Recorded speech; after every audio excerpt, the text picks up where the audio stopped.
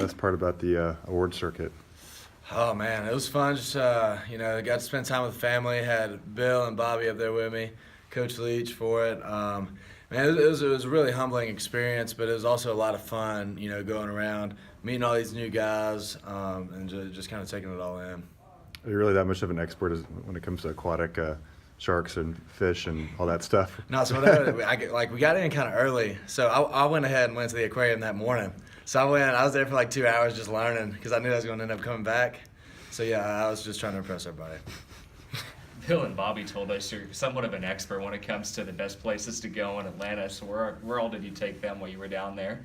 I don't know. I think we just went to one place, Ted's Montana Grill. It was pretty good. Got me a good steak there. We went to Roost Chris after the show. That was good as always. But no, we had a good time just kind of exploring downtown Atlanta. Does it feel good to be back in your own bed and not be living out of airports and hotels, basically? Oh man, it was exhausting. I'm not gonna lie, but yeah, I'm just glad to be back with the guys, back to practice, get back in routine a little bit. Speaking of practice, how exciting is it to be back out there and turning your guys' full focus on Iowa State? Yeah, very good. It feels good because we had a little time off to kind of recharge a little bit, and we're out there with a lot of energy right now. Everybody's fired up, ready to go. Right now we're just kind of working on ourselves, and as it goes on, we'll turn towards Iowa State and really on them. How many days did you go without throwing a football during the layoff? Ooh, I think it was a couple weeks. So that was really nice. First day I came back, I was surprised myself a little bit with how good it felt. Could you tell that the toll of being an air raid quarterback kind of took on you the whole season, throwing balls every day, 12 games? Can you kind of feel that after a full season? Yeah, a little bit. But I tell you, man, our strength staff and our training staff, they did such a good job with me this year, just keeping me fresh as possible. And then, the coaches, just kind of taking some of the load off some of the weekdays. Not to date you and make you feel old, but with it being your last game coming up pretty soon, we're going to have to turn our attention to Cameron and Trey and Anthony and the other two guys as well. Can you just tell me a little bit about what you've seen from those three in particular throughout these first couple bowl practices and then throughout the season as well?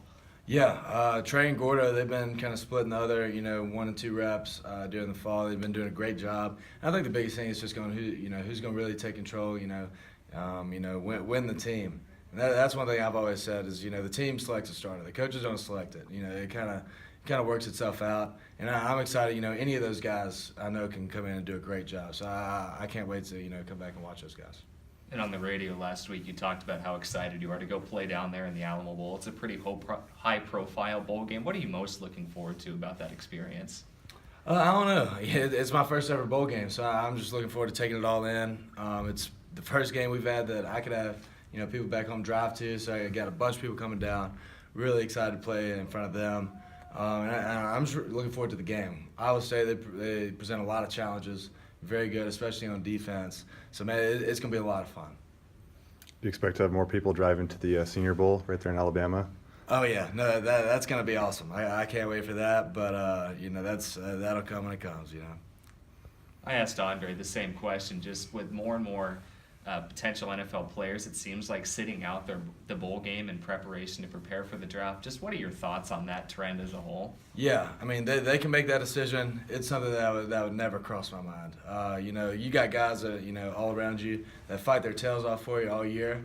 And, I feel like you owe it to them. You owe it to them, the coaches, the fans, to go out and give it your all one last time.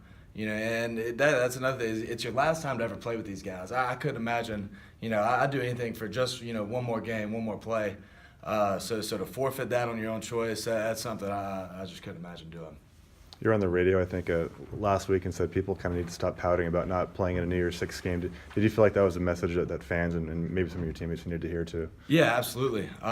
Because if we win the Pac-12, we go to the Rose Bowl. If not, we let other people choose. So at the end of the day, we forfeited our control of our own destiny.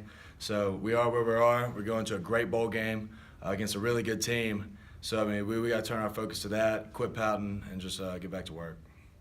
Have you kind of seen that happen in the last few days, or?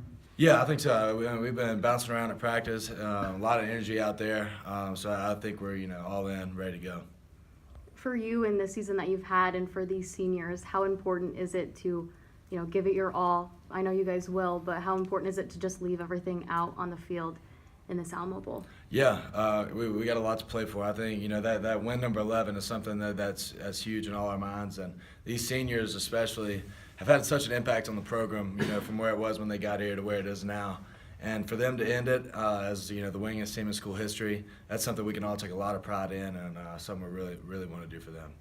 You got to spend a lot of time with Kyler and Tua and Will. What was the most interesting thing you learned about one of those guys last week?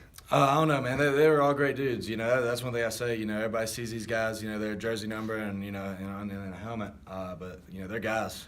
So it was good just to catch up with them. See what kind of compare experiences, and just go through all that with them. Gardner, are you much enough of a football historian to be familiar with Johnny Unitas, and maybe your thoughts on winning that award?